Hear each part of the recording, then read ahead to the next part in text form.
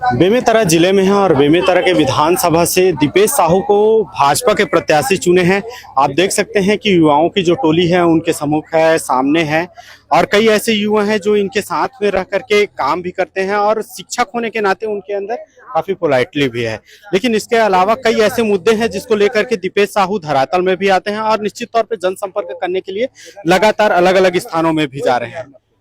ये युवाओं की टोली आपके सामने है। युवाओं के लिए जब आप सामने आएंगे, जब जीत करके आएंगे, कौन कौन से ऐसे मुद्दे रहेंगे जिसको लेकर युवाओं के पक्ष में आप खड़े होंगे? सबसे बड़ी चीज़ तो है यहाँ पे नशाखोरी, खासकर हमारे बेमेतरा विधानसभा में शराब घर घर पहुँचाई जा रही है, चाहे गांजा हो, गुटखा हो, जो भी सारी चीज़ें हैं।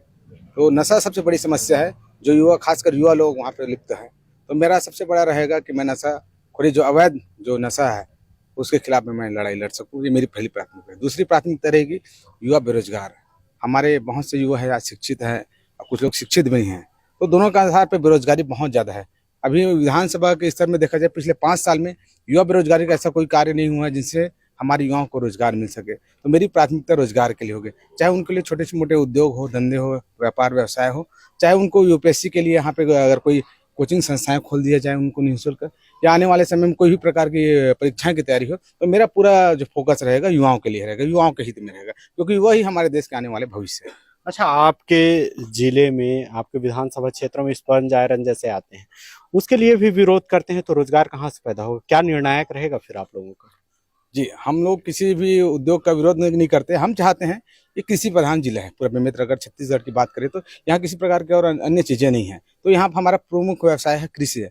हम चाहते हैं कि वहाँ उद्योग धंधे स्थापित हो, लेकिन कृषि आधारित है। क्योंकि कृषि में चाहे शक्कर खाना निकाले, चाहे फूड पार्क, किसी प्रकार की टमाटो सॉस की फैक्ट्री लगाया जाए। हम किसी विरोध उद्योग, हम जहाँ पे लोहा उद्योग, उसे कहीं ना कहीं हमारे किसानों को जो वहाँ की फसल है बर्बाद है, क्योंकि उनका मुख्य साधन कृषि है। तो हम चाहते हैं कृषि आधारित उद्योग हो, तो हम किसी प्रकार की कोई समस्या नहीं होगी। लेकिन पिछले 5 साल में भूपेश बघेल जो छत्तीसगढ़ीयवाद की बात करते हैं, यहाँ के आशीष छाबड़ा जो है छत्तीसगढ़ीयवाद की बात करते हैं, एक भी उद्योग यहाँ पे कृषि आधारित नहीं लगे हैं, बल्कि किसानों के अनहित में बहुत सारे स्टील उद्योग यहाँ पे लगाए गए हैं। अच्छा, दूसरी चीज ये है, शिक्षा को लेकर के बात होती है। शिक्षा को लेकर के आप स्वयं शिक्षक रहे हैं, इसके उत्थान के लिए क्या बेहतर करेंगे ताकि शिक्षा को लेकर के और बढ़ावा हो सके शिक्षक क्षेत्र में? क्योंकि युवा लगातार पीएससी के भी मार झेल रहे हैं। आप जब यहाँ बन करके आएंगे, विधायक बन करके आएंगे, तो युवा बच्चों के लिए क्या बेहतर करेंगे? जी, अगर कहा जाए तो आज़ादी के बाद से कुछ समय हमारी शिक्षा पद्धति सही थी। पूरी शिक्षा पद्धति में हमें परिवर्तन करने की आवश्यकता है।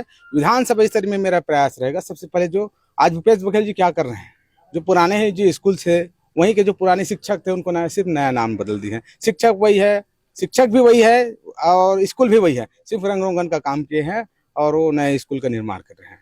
हमारी प्राथमिकता रहेगी जो स्कूल है उनको उसी का नाम से रखा जाए, उसमें नया जीर्णोद्धार किया जाए, वहाँ पे शिक्षक है उनको और नए शिक्षकों की भर्ती किया जाए, अच्छे शिक्षक वहाँ पे लाया जाए। ये हम मेरी पहली प्राथमिकता रहेगी, ताकि जब तक अच्छे शिक्षक नहीं रहेंगे हमारे बच्चे कैसे सीख पाएंगे। तो मेरी प्राथमिकता शिक्षक। मैं, आप मूल से भटक रहे हैं, मैं प्रदेश की बात नहीं कर रहा हूँ, मेन आपके विधानसभा क्षेत्र की बात कर रहा है। ये प्रदेश स्तरीय बात होगी। आपके विधानसभा में ऐसी कुछ तो विषय रखेंगे, कौन से ऐसे कार्य हैं जिनको मुख्यतः रूप से आप करने जाएंगे ताकि यहाँ का उत्थान हो सके?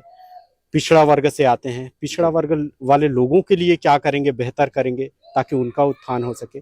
ऐसे विषय को लेकर के आप टटोले हैं क्या कुछ अपने विधानसभा में, ताकि उनका उत्थान कर सके जब आप जीत करके आएंगे?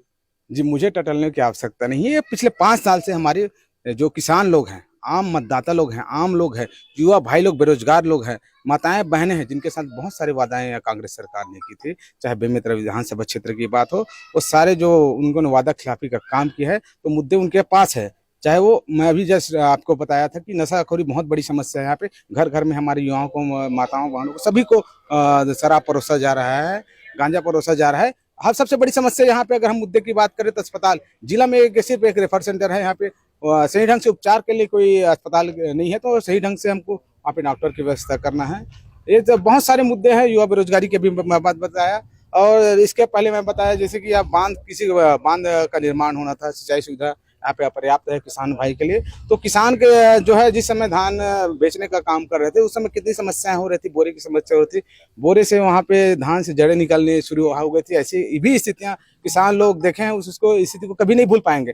आज बड़े बड़े वादे जरूर कर रहे हैं, तो पूरी तरह से सभी वर्ग जो है, किसान, आम आदमी, सारे मजदूर वर्ग से लेकर सभी प्रताड़ित है। बेरोजगारों को 2500 रुपए देने की बात कही थी, हमारे वृद्धों को पेंशन देने की बात की थी, माताओं बहनों को 500 रुपए, 1000, तो सारे विषय में लोग फैल हो चुके हैं। हमारे पास इस बहुत सारे विद्रोह है, सैकड़ों विषय है जिनके खिलाफ केवल मैं नहीं बल्कि सारे लोग मिल करके यहाँ कांग्रेस के खिलाफ चुनाव लड़ने के लिए जा रहे हैं। बिल्कुल निश्चित तौर पे कई ऐसे मुद्दे हैं जिसको लेकर के जो दीपेश साहू है वो जमीनी स्तर की लड़ाई लड़ने की बात कह रहे हैं, लेकिन अब देखने वाला विषय रहेगा कि आखिर जीत करके आने के बाद कौन कौन से ऐसे काम है जो निश्चित तौर पे अमल किया जाएगा, ये भी देखने वाली विषय रहेगी। कैमरा पर्सन दीपेश के साथ अखिलेश तिवारी, ANB न्यूज, रायपुर, छत्तीसगढ़।